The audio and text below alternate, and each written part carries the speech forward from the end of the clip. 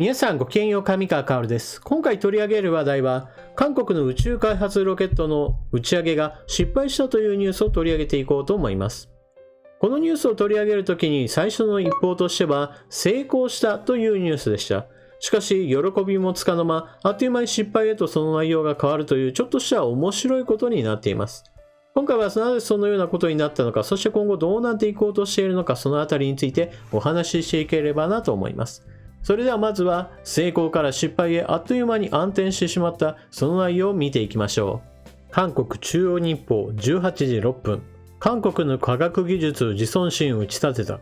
ヌリ号一度で打ち上げ成功。宇宙ロケット独立の日だ。21日午後5時。宇宙センターで韓国科学技術の自尊心が湧き上がった。15度と寒い天気の中、打ち上げ場には火炎が作り出した巨大な綿雲が広がり始めた。2010年から10年余り、純国産技術で開発してきた韓国型ロケットヌリ号が打ち上げられ、地球上空 700km の軌道に到達するのに成功した。これで韓国は世界で10番目にロケット打ち上げに成功した。ヌリ号の場合、開発後初の打ち上げだけに正式な人工衛星ではなくダミー衛星を載せた。ヌリ号は打ち上げ274秒後に高度 258km に達して2段目も分離した。打ち上げ967秒が過ぎ、3段目のロケットが目標高度の 700km に到達し、重さ 1.5 トンのダミー衛星を分離して軌道に乗せるのに成功した。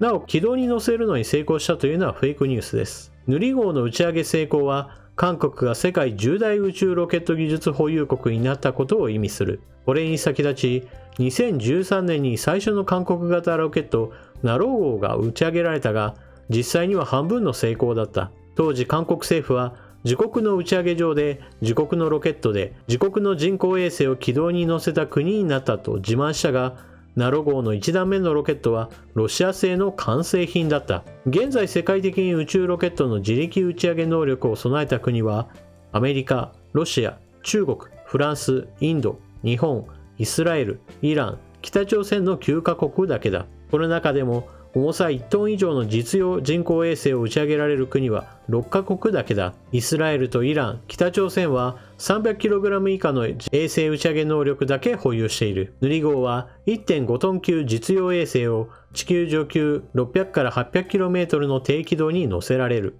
ヌリ号は来年5月に2度目の打ち上げをした後、2027年まで4回の追加打ち上げを通じて性能を確認する予定だ。2010年3月から来年10月まで続くヌリ号開発には総額1兆9572億ウォンの予算が投入された。韓国航空宇宙研究院はヌリ号とは別に韓国型ロケット高度化事業に対する準備も進めている。ヌリ号よりも重い搭載物を宇宙軌道に上げることができ、月探査ができる水準のロケットを開発するという目標だ。昨年、推進力75トンのエンジンを改良し、82トンに増やし、最大 2.8 トンまで搭載できるようにする内容の韓国型ロケット高度化事業計画書を提出したが、8月の審査で挑戦性と革新性が不足するという理由で脱落している。大統領秘書室の補佐官を務めたソウル大学工学部の教授は、今回の打ち上げ成功は、1989年の航空宇宙研究院設立から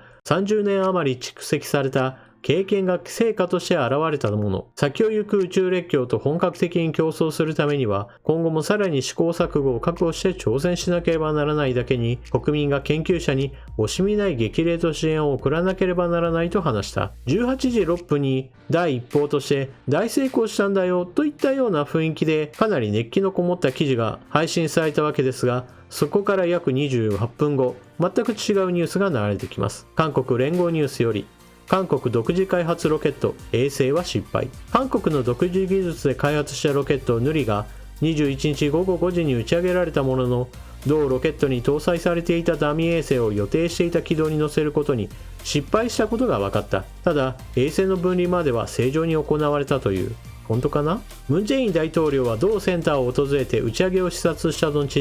残念ながら目標を完全に達成することはできなかったと述べた。発射体を宇宙700キロの高度まで打ち上げたことだけでも大変なことで宇宙に近づいたとした。ただ、ダミー衛星を軌道に乗せることは未完の課題として残ったと述べた。その上で、不足していた部分を点検して保管すれば、来年5月に行われる2回目の打ち上げでは必ず完璧な成功を収めると強調した。お伝えしたように第一報においてはもう完全に成功したんだ、我が国はとても素晴らしい宇宙大国へと発展したんだといったような記事が配信されたわけですが、その後出てきた記事にはあっさりと失敗でしたと認める記事が続くわけですから、かなりおかしなことになっていたと言えるでしょう。ただしインターネット上には韓国のこのロケット打ち上げが失敗に終わるに決まっていると決めつけている人たちがいたわけですが、私はさすがにそこまでひどいものを想像していたわけではありません。インターネット上にはそのような失敗する例として、そもそも打ち上げる段階、発射台において爆発してしまうんだぐらいのことを言う人たちがいるわけですが、それはさすがに今の韓国から考えるとあり得るし否定もできはしないんですが、さすがにそこまでひどいことにはならないだろうと思っていました。一体なぜそのように考えるかというと、一応韓国においては短距離弾道弾や中距離弾道弾といった様々なミサイルについて一応軍事的な開発というものは進めているからです。これは北朝鮮対策として進められているある程度の科学技術力は一応はあるはずなので、宇宙開発用のロケットについてもなんとかものになるんじゃないかなと思っていました。そもそも皆さん考えてもみてください。はるかに国力の劣る北朝鮮においてもどんどんと実験を繰り返すことによってそのミサイル技術というものは高まっています。ですから国力から言えば北朝鮮よりもはるかに高い韓国の方がそれなりのものを作れるだろうと考える方がむしろ自然なのです。ただし今回のようにうまくいったんだと言った後において失敗でしたというふうに変わるあたりはかなりやはり詰めの甘い国だなと思わせる、いかにも韓国らしい面が現れています。なぜならばロケットというのはそもそも目的があるものです。北朝鮮のように核弾頭を乗せてアメリカまで飛ばせればいいやという目標に比べると、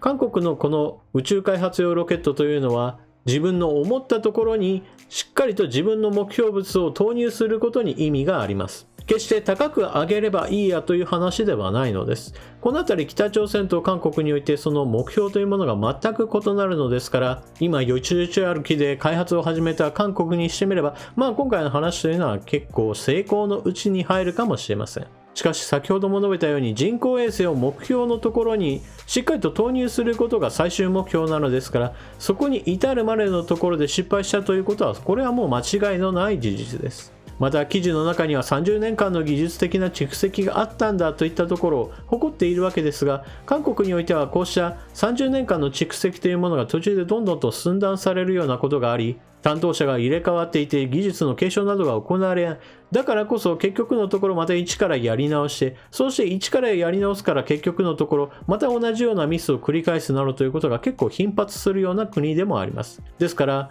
ムン・ジェイン大統領は次回においてはこの改善点を洗い直して改良すれば問題なく完全にうまくいくんだと言っているわけですが、私は今回の事例もあったことから次も何かしらのチョンボを起こすかもしれないなと思っています。今後韓国のロケット開発がどんなドタバタ劇を見せてくれるのか、私はちょっと楽しみではなりません。皆さんは今回の件についてどのようなことを思ったでしょうか。ぜひともコメントしていってください。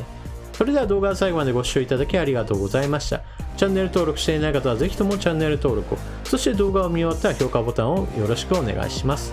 それでは次の動画でまとめにかかりましょう。またね。